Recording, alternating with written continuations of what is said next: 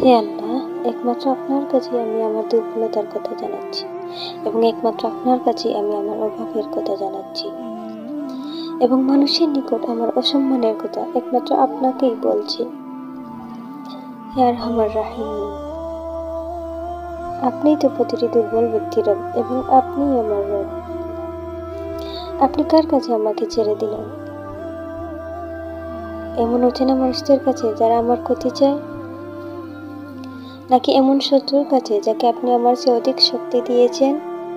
হে আল্লাহ, যদি আপনি আমার উপর রাগ না করে থাকেন তাহলে কিছুতেই আমার কিছু আসে যায় না, কিন্তু আপনার আশ্রয় পেলে আমার পরিস্থিতি আরেকটু সহনীয় হবে।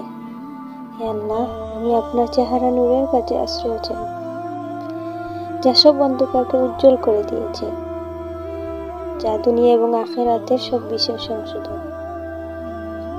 আল্লাহ, আপনার রাগ এবং অসন্তুষ্টি থেকে রেহাই চাই। আল্লাহ, এসব কাজই শুধু আপনাকে খুশি করার জন্য করা এবং আপনি ছাড়া কোনো শক্তি নেই, কোনো ক্ষমতা নেই।